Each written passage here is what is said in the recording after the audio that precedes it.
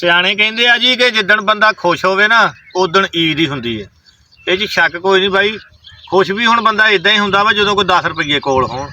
ਹੁਣ 10 ਰੁਪਈਏ ਕੋਲ ਜਦੋਂ ਹੁੰਦੇ ਆ ਬੰਦੇ ਦੇ, ਬੰਦਾ ਜਾ ਕੇ ਕੋਈ 2 ਸਿਰ ਗੋਸ਼ਤ ਤੇ ਕੋਈ ਮਠਿਆਈ ਨਿਆਣੇ ਵਾਲੇ ਕੋਈ ਜੁੱਤੀ ਕੱਪੜਾ ਲੈ ਲੈਂਦਾ ਵਾ ਤੇ ਉਦਣ ਬੰਦੇ ਦੀ ਈਦ ਹੋ ਜਾਂਦੀ ਹੈ।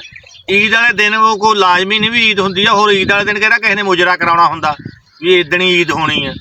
ਬਾਕੀ ਜਿਹੜੇ ਕੋਈ ਹਸਬੇ ਤਫੀਕ ਆ ਨਾ ਬੰਦੇ, ਉਹਨਾਂ ਵਾਸਤੇ ਖਾਸ ਪੈਗਾਮ ਆ ਵੀ ਈਦ ਤੋਂ ਪਹਿਲਾਂ ਵੀ ਆਪਣੇ ਆਸੇ ਪਾਸੇ ਵੇਖੋ। ਜੇ ਕੋਈ ਗਰੀਬ ਬੰਦਾ ਨਾ, ਕੋਈ ਕਿਸੇ ਦੇ ਬੱਚੇ ਜੁੱਤੀ ਤੋਂ ਬਗੈਰ ਫਿਰਦੇ ਆ ਜਾਂ ਕੱਪੜੇ ਤੋਂ ਬਗੈਰ ਫਿਰਦੇ ਆ, ਤੇ ਕੋਸ਼ਿਸ਼ ਕਰੋ ਕਿ ਉਹਨਾਂ ਨੂੰ ਪਰਦੇ ਦੇ ਨਾਲ ਕੋਈ 10 ਰੁਪਈਏ ਦੇਵੋ ਤਾਂ ਕਿ ਉਹਨਾਂ ਦੇ ਨਿਆਣੇ ਵੀ ਜਿਹੜੇ ਨਾ ਚੰਗੇ ਨਿਆਣਿਆਂ ਘਰਾਂ ਦੇ ਨਿਆਣਿਆਂ ਦੇ ਨਾਲ ਸ਼ਾਮਲ ਹੋ ਕੇ ਕੋਈ ਈਦ ਕਰਨ।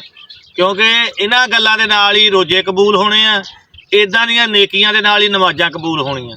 ਬਾਕੀ ਜਿੰਨੇ ਮਰਜ਼ੀ ਰੁਪਈਏ ਲੈ ਕੇ ਬੰਦਾ ਤੁਰਿਆ ਫਿਰੇ ਨਾ, ਤੇ ਜਿੰਨਾ ਮਰਜ਼ੀ ਦਿਲ ਦੇ ਵਿੱਚ ਕੋਹੜ ਹੋਵੇ, ਤੇ ਉਹ ਜੋ ਮਰਜ਼ੀ ਬੰਦਾ ਕਰੀ ਜਾਵੇ, ਉਹ ਕਦੀ ਵੀ ਜਾਣੀ ਇਹ ਨਾ ਸੋਚੇ ਵੀ ਮੇਰੀ ਖਰੇ ਉਹ ਆਜਜੀ ਕਬੂਲ ਹੋ ਜੂ ਜਾਂ ਮੇਰੀ ਸਾਦਗੀ ਕਬੂਲ ਹੋ ਜੂ।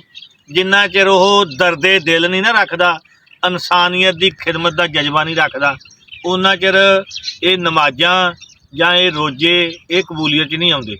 ਤੇ ਬਾਕੀ ਈਦ ਵਾਲੇ ਦਿਨ ਖਾਸ ਖਿਆਲ ਰੱਖੋ, ਜਿਨ੍ਹਾਂ ਬੰਦਿਆਂ ਦੇ ਕੋਲ ਡੰਗਰ ਹੈਗੇ ਆ, ਅੱਲਾ ਨੇ ਉਹਨਾਂ ਨੂੰ ਦੁੱਧ ਦਿੱਤਾ ਹੋਇਆ ਵਾ, ਤੇ ਉਹ ਦੇਖੋ ਭਾਈ ਕਿਸੇ ਗਰੀਬ ਦੇ ਘਰੇ ਨਾ 2-2 ਗੜਬੀਆਂ ਦੁੱਧ ਦੀਆਂ ਫ੍ਰੀ ਦਿਓ, ਕੋਈ 1 ਗੜਬੀ ਫ੍ਰੀ ਦਿਓ, ਜਿੰਨੀ ਵੀ ਤਫੀਕ ਆ, ਤਾਂ ਕਿ ਗਰੀਬ ਦੇ ਨਿਆਣੇ ਵੀ ਜਿਹੜੇ ਆ ਨਾ ਉਹ ਸੇਵੀਆਂ ਜਿਹੜੀਆਂ ਕੋਈ ਦੁੱਧ 'ਚ ਪਾ ਕੇ ਖਾ ਸਕਣ, ਉਹਨਾਂ ਦੇ ਘਰੇ ਵੀ ਕੋਈ ਚਾਹ ਪੱਕ ਜਾਏ। ਕਿਉਂਕਿ ਆਮ ਹੀ ਮੈਂ ਦੇਖਿਆ ਬੰਦਿਆਂ ਦਾ, ਅੱਗੇ ਉਹ ਪਿੱਛੋਂ ਦੁੱਧ 150 ਨੂੰ ਕਿਲੋ ਵੇਚਦੇ ਹੁੰਦੇ ਆ, ਤੇ ਈਦ ਵਾਲੇ ਦਿਨ ਗਰੀਬਾਂ ਨੂੰ 200 ਨੂੰ ਕਿਲੋ ਦੇਣਾ।